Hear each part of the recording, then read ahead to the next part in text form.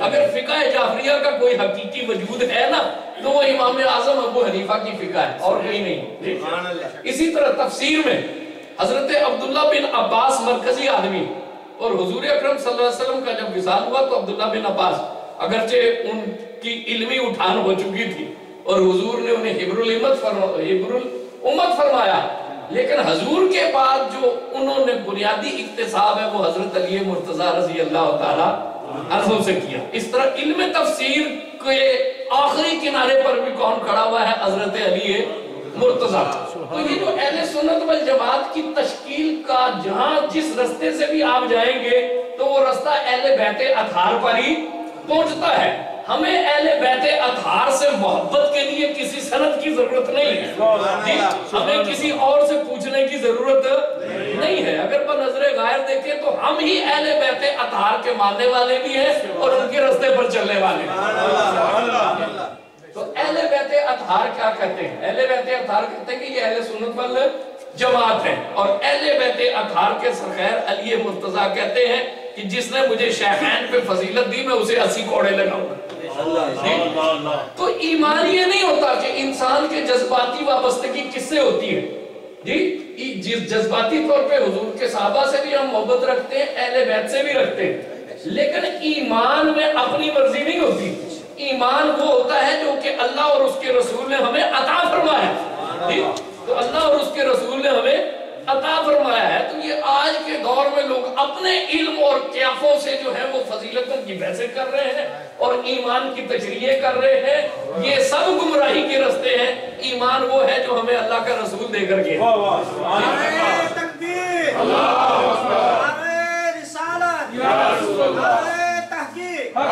ایمان وہ ہے جس کی تعبیر حضرت علی مرتضیٰ نے بڑے واضح انداز میں کر دی ہے۔ اب علی مرتضیٰ کی تفسیر اور تشریح کے بعد جو ہے وہ ہمیں کسی اور سے پوچھنے کی ضرورت نہیں ہے کہ اہل بیت کا رستہ کیا ہے، ترتیب فضیلت کیا ہے۔ جب علی مرتضیٰ ایک بات طے کر کے چلے گئے ہیں تو کسی کو شاہ سے زیادہ شاہ کا وفادار بننے کی ضرورت نہیں ہے، شاہ سے زیادہ شاہ کا وفادار بننے کی ضرورت نہیں ہے۔ وفاداری اتنی ہوتی ہے جتنی کہ شاہ چاہے، کوئی شاہ کو سکھانے کی ضرورت نہیں ہوتی، شاہ کو سمجھانے کی ضرورت نہیں ہوتی۔ یہ باتیں میں ذرا کھل کے کہہ رہا ہوں کہ فتنے ہیں اور ہم لوگ بات کھل کر کریں کہ جب ہمارا مسلک مکمل ہے، ہمارے سانچے مکمل ہیں، اب ہمیں براسیوں کے شاگردوں سے یہ نہیں پوچھنے کی ضرورت ہے کہ دین کیا ہے۔ اب قوالوں کے شاگرد ہمیں بتائیں گے کہ دین کیا ہے۔ وہ دین جو علی مرتضیٰ کا دین ہے، وہ دین جو حسن بصری کا دین ہے، وہ دین جو عبدالواحد زید کا دین ہے، جو فضیل بن عیاض کا دین ہے، جو امام اعظم ابو حنیفہ کا دین ہے، وہ دین جو امام شافعی کا دین ہے، وہ دین جو امام مالک کا دین ہے، وہ دین جو امام حنبل کا دین ہے، جو دین امام بخاری اور مسلم کا دین ہے، جس دین کی تشریح امام غزالی کر گیا، جس دین کی تشریح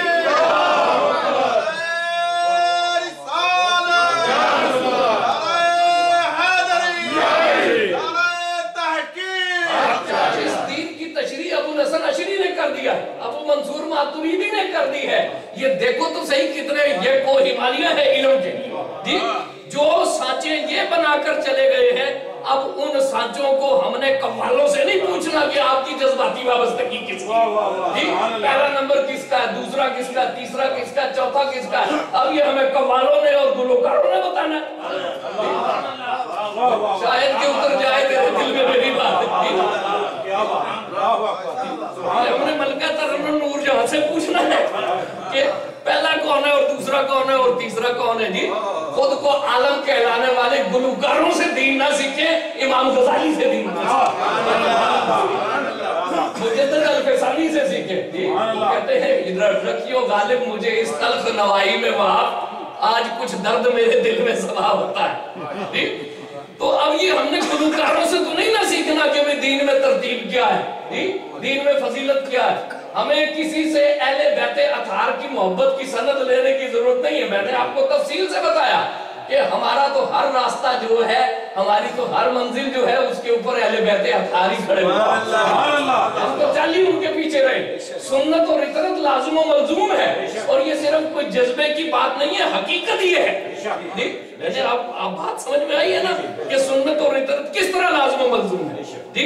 ये इतरत ही है जो कि हजरत के दीन की ताबीर करके गई। जब फितने फैले ना तो अली मुर्तजा ने क्या कहा कि दीन वो है जो अहले सुन्नत वल जमात है। तो ये अहले सुन्नत वल जमात का लफ्ज किसका दिया हुआ है? अली मुर्तजा का दिया, अहले बैते अतार का दिया हुआ है। यही अहले बैते अतार का दिया हुआ दीन है, और कोई दीन, कोई नाम, कोई स्लोगन अहले बैते अतार का दिया हुआ नहीं है। तो पूरे इत्तेमाद से इस स्लोगन पर डटो, इसलिए कि ये लफ्ज वो है जो कि अहले बैते अतार ने हमें, और इस चीज का इब्लाग करें। मुझे जब भी मौका मिला इंशाअल्लाह ताला, ये वो बात है जो दोहराने वाली बात है। ये नहीं है कि जी उधर भी ये कर दी तो इधर भी ये कर दी तो उधर भी ये कर दी। ये तकरार, इस चीज का तकरार कराएं, इस चीज पे डटे, इस चीज पे चौकी मारे कि ये अहले सुन्नत वल जमात है क्या? ये तो अली मुर्तजा का दिया हुआ नाम है। देख, अली मुर्तजा ये निशानी देकर गए हैं, और अली मुर्तजा जो सांचा देकर गए हैं उसके बाद हमें किसी और सांचे की जरूरत नहीं है, और अल्लाह का इंतजाम है। अब आइए कि मुजद्दद क्या है? मुजद्दद तजदीद से है। एक है तजद्दुद। तजद्दुद क्या है कि धक्के से कोई नई बात निकालना, और एक है तजदीद। तजदीद किसकी होती है? वो वादा जो कभी किया हो, जब दोबारा उसे पक्का किया जाए ना तो वो तजदीद होती है। सुभान अल्लाह, कि वो तजदीद होती है। आला हजरत रहमतुल्लाह अलैह, उनका निशाने इम्तियाज क्या है कि वो 14वीं सदी हिजरी के मुजद्दद, सुभान अल्लाह, 14वीं सदी हिजरी के मुजद्दद। और मुजद्दद क्या होता है? मुजद्दद कोई नया दीन इख्तिरा करने के लिए नहीं आता। मुजद्दद उस दावत को ताजा करता है जिसके खदो खाल मैंने आपको बता दी। मुजद्दद क्या काम करता है कि जो दीन रसूलुल्लाह छोड़कर गए हैं, जो दीन खुलफाए राशिदीन छोड़कर गए हैं, जो अली मुर्तजा छोड़कर गए हैं, जो अहले बैते अतार से हमें मिला है, उस दावत में कोई कमजोरी आने लगती है, उस पे कोई गंद पड़ने लगती है, उसमें कोई ज़ौफ आने लगता है, तो वो उस कमजोरी और ज़ौफ को दूर कर देता है। मुजद्दद कोई नया दीन बनाने के लिए नहीं आता, ये तजद्दुद से नहीं है, तजदीद से है। और तजदीद अहद को हम उर्दू मुहावरे में भी समझते हैं। मामला है, हमने जरा आसान अंदाज से समझना है बात को कि तजदीद अहद क्या है कि वो वादा जो हमने कर लिया, वो वादा जो हमने अल्लाह और रसूल से किया है, उस वादे को दोबारा दोहराएं, उस वादे को दोबारा ताजा करें, उस वादे को दोबारा पुख्ता करें। मुजद्दद, अल्लाह के रसूल सल्लल्लाहु अलैहि वसल्लम ने फरमाया कि अल्लाह तबारक व तआला हर सदी के सर पे, आखिर में, अला रासे कुल्ले में, हर सदी के सर पे एक ऐसे इंसान को पैदा करेगा जो कि अल्लाह के दीन को, इस वादे को, इस अमर को दोबारा ताजा कर दे।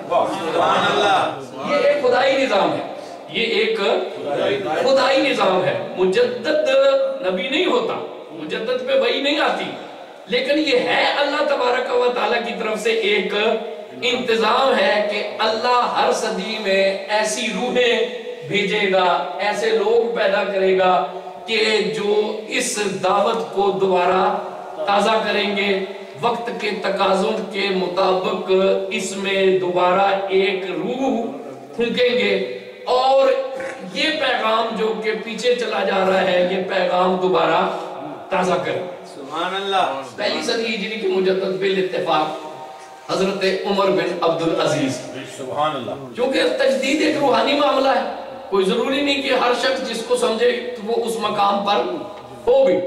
दूसरी सदी के मुजद्दिदीन में से सबसे नुमाया नाम हजरत इमाम शाफई रहमतुल्लाह अलैह का, और फिर उसके बाद बिल अमूम ऐसा हुआ है कि एक सदी में 3 अफराद के बारे में कहा गया, बाज़ औक़ात ज्यादा अफराद के बारे में भी कहा गया कि ये इस सदी के मुजद्दिद हैं।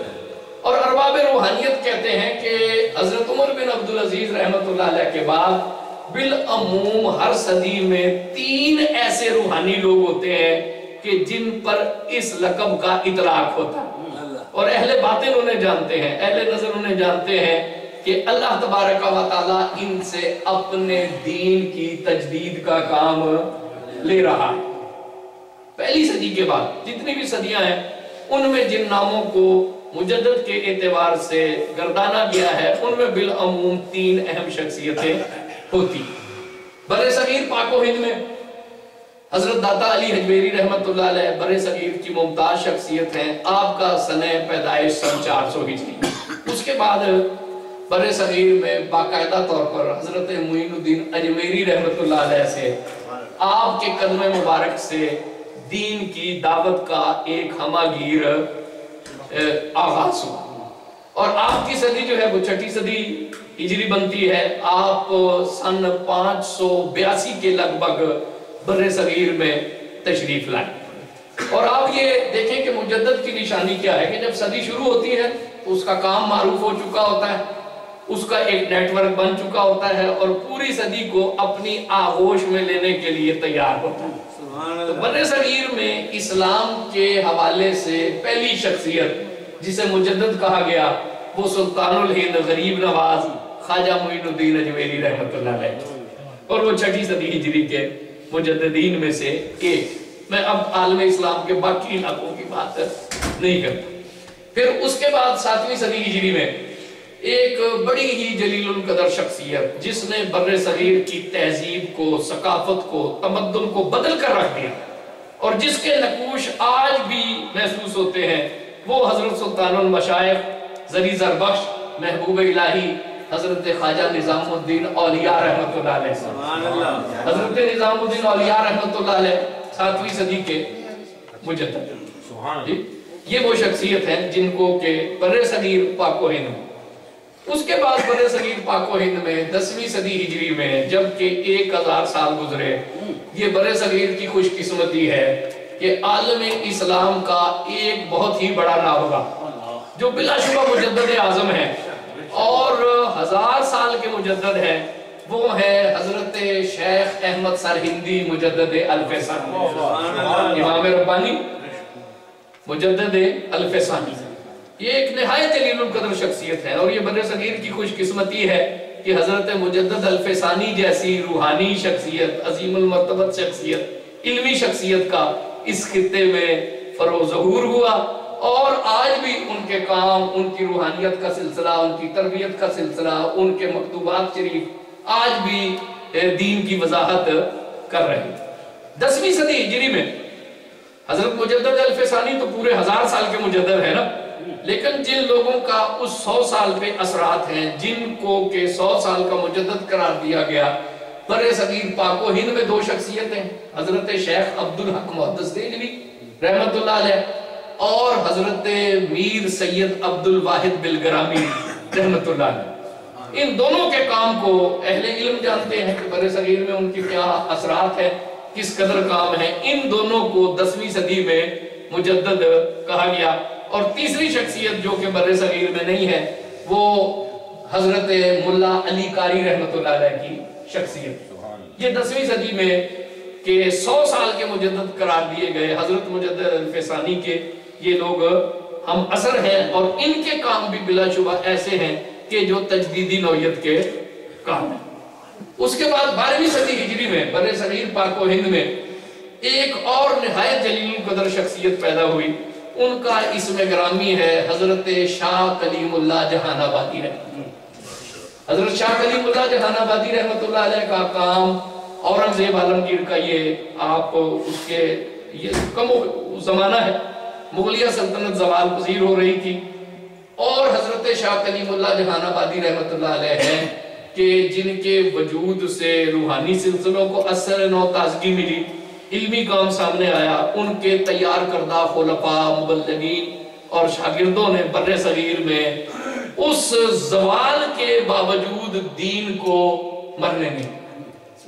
وہ شخصیت کیا ہے؟ حضرت شاہ کلیم اللہ جہان آبادی رحمت اللہ علیہ کی۔ ہماری بدقسمتی ہے کہ ہمیں اپنے تاریخ کے نابغوں کے بارے میں پتہ ہی نہیں ہے۔ آج شاہ کلیم اللہ جہان آبادی کے بارے میں کوئی پڑھانے والا نہیں، کوئی بتانے والا نہیں، اور یہ بڑی بدقسمت۔ اس کے بعد 13ویں صدی میں جس شخصیت میں تجدید کی علامات پائی جاتی ہیں، اور وہ ہیں حضرت شاہ عبدالعزیز محدث دہلوی رحمۃ اللہ۔ آپ کے والد گرامی شاہ ولی اللہ رحمۃ اللہ علیہ وہ تاریخ اسلام کے نابغوں میں سے ایک، لیکن حکیم ہے، مفکر ہیں اور بہت بڑے دانشور ہیں، اور اس پائے کے آدمی ہیں کہ فکری حوالے